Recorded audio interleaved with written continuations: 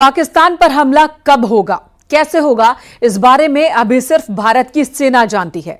पाकिस्तान इस वक्त बस यही सोच रहा है कि कैसे बचा जाए और इसके लिए उसने अपने हर मोर्चे पर मुस्तैदी बढ़ा दी है। आपको वो सबसे खतरनाक हथियार दिखाते हैं जिससे बचने के लिए विकल्प जनरल मुनीर के पास भी नहीं है।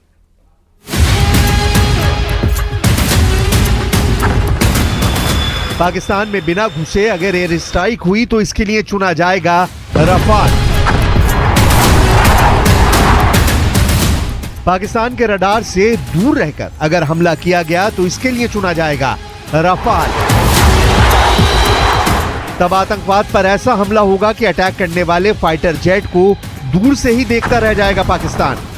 पहलगाम में हुए आतंकी हमले के बाद इंडियन एयरफोर्स का सबसे खतरनाक फाइटर जेट और उसके बहुत ही खास हथियार चर्चा में है। पहली है सबसे खतरनाक स्काल्प क्रूज मिसाइल। इसकी रेंज है 550 किलोमीटर। दूसरा है हैमर बम, जो स्पाइस बम की तरह फायर करने के बाद 70 किलोमीटर दूर टारगेट को उड़ा देता है। अगर पाकिस्तान की तरफ से काउंटर अटैक हुआ तो राफाल के पास है air to air missile Meteor. इसकी रेंज है 150 से 200 किलोमीटर। राफाल 1800 किलोमीटर की रेंज में जब ऑपरेट करता है तो ये तीनों हथियार उसे एक गेम चेंजर फाइटर जेट बना देते हैं।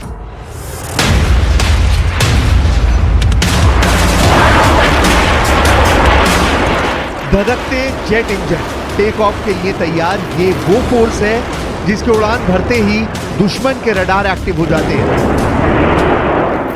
दुनिया की चौथे नंबर की एयरफोर्स है भारत और इसके पास जो जहाज हैं उनका मुकाबला पाकिस्तान के पास बिल्कुल भी नहीं है। राफाल इसमें सबसे आधुनिक और सबसे खतरनाक फाइटर जेट है।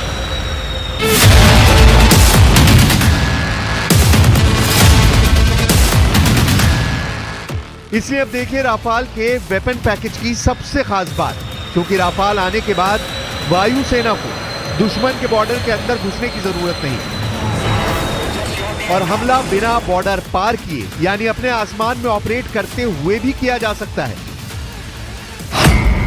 इसे ग्राफिक्स के जरिए समझिए। मसलन राफाल भारत के अंदर ही उड़ रहा है, वो बॉर्डर के करीब है यानी पाकिस्तान की वायु सीमा से सुरक्षित दूरी बनाई हुई है। अब यहीं से उड़ते हुए वो अपनी स्काल्प क्रूज मिसाइल लॉन्च कर सकता है जो पाकिस्तान के अंदर 400 से 500 किलोमीटर दूरी तक टारगेट को तबाह कर सकती है।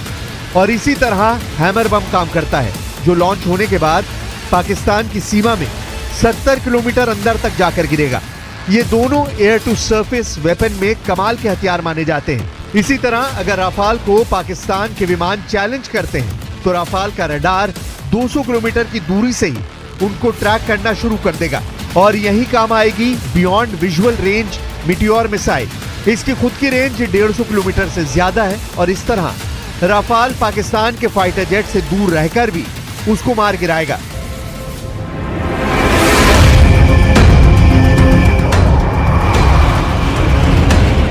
अब भारत फ्रांस से राफाल एम यानी उसका मरीन वर्जन ले रहा है, यानी एयरक्राफ्ट कैरियर से ऑपरेट होने वाला विमान। ऐसे 26 विमानों को लेकर फ्रांस से डील हुई। ये 26 विमान 2029 से नौसेना को मिलने शुरू होंगे। राफाल एम की टेल के नीचे हुक लगा होता है जिसके जरिए कैरियर पर लैंडिंग के दौरान इसे रोका जाता है।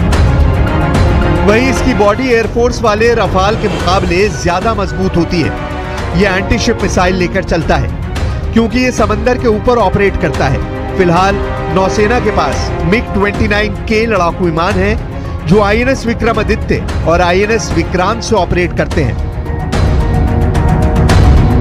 जबकि राफाल का एयरफोर्स वर्जन 2019 से ही भारतीय वायुसेना का हिस्सा है। हालांकि भारत के पास अभी महज 36 राफाल जेट हैं, लेकिन इनको ऐसे मोर्चों पर तैनात किया गया है जो 3 दिशाओं से होने वाले हमले को काउंटर कर सकते हैं। अभी भारत के पास राफाल की पूरी 2 स्क्वाड्रन है, यानी 18 जहाज की 2 फ्लीट। एक स्क्वाड्रन हरियाणा के अंबाला में तैनात है जबकि दूसरी स्क्वाड्रन 1500 किलोमीटर दूर पश्चिम बंगाल के हासिमारा एयरबेस पर डिप्लॉय की गई है। दोनों एयरबेस पर रफाल के तैनात होने के मायने हैं कि चीन और पाकिस्तान के खिलाफ दो बड़े मोर्चों पर दुश्मन के विमान की घुसपैठ अगर हुई तो वो वापस बचकर नहीं जा पाएगा। फिलहाल बात डिफेंस की नहीं, स्ट्राइक की हो रही है और इसीलिए ब्रह्मोस से लैस सुखोई फाइटर जेट भी एक बड़ा विकल्प है। विमान से लॉन्च की जाने वाली ब्रह्मोस यानी उसका एयर लॉन्च्ड वर्जन 450 किलोमीटर की रेंज तक हमला कर सकती है। सबसे खास बात यह है कि ये एक सुपरसोनिक क्रूज मिसाइल है और पाकिस्तान के किसी भी एयर डिफेंस मिसाइल की इतनी हैसियत नहीं है कि वे ब्रह्मोस को रोक पाए। ये बात जनरल आसिम मुनीर और शहबाज शरीफ को समझाने के लिए भारत अपनी ब्रह्मोस मिसाइल वाला ट्रेलर दिखा चुका है। कैमरा नंबर 1, कैमरा नंबर 2 और फिर दूर से कैमरा नंबर 3।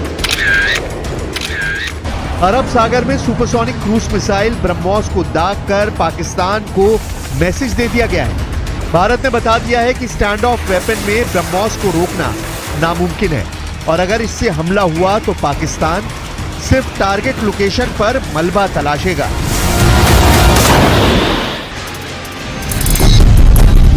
और भारत के पास परमाणु बम लॉन्च करने वाले वो जराए हैं जो पाकिस्तान के पास नहीं है।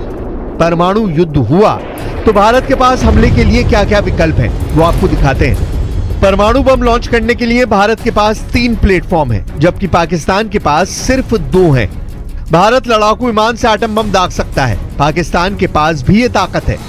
भारत जमीन पर मौजूद मिसाइल से भी एटम बम लॉन्च कर सकता है, पाकिस्तान के पास भी ये पावर है। लेकिन तीसरी और निर्णायक प्लेटफॉर्म परमाणु पनडुब्बी है, जो भारत के पास है और पाकिस्तान के पास नहीं है। यानी एटम बम के हमले का जवाब भारत जवाबी हमला करके दुश्मन को पूरी तरह से मिटा सकता है। इसकी गारंटी भारत की परमाणु पनडुब्बी है। सबसे पहले बात एयर स्ट्राइक वाली ताकत की, जो परमाणु बम भी लॉन्च कर पाए, यानी ऐसे जहाज जो एटम बम से हमला कर सकते हो। भारत और पाकिस्तान दोनों के पास ऐसे जहाज हैं जो एटम बम से लैस किए जा सकते हैं और उनसे परमाणु बम दागा जा सकता है। भारत के पास इसके लिए सुखोई फाइटर जेट है, राफेल विमान है, मिग-29 है, मिराज 2000 है, जगुआर है। जबकि पाकिस्तान के पास F-16 है, J-10 है, मिराज 5 और मिराज 3 है। ये चार्ट बताता है कि दोनों देशों के पास परमाणु बम की डिलीवरी करने वाली एयर पावर है, जो एटम बम वाली स्ट्राइक अंजाम दे सकते हैं।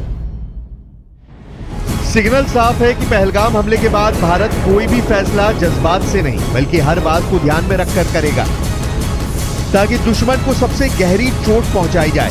चोट ऐसी जिसमें बारूद के धमाके से ज्यादा दुश्मन के रोने की आवाज आए।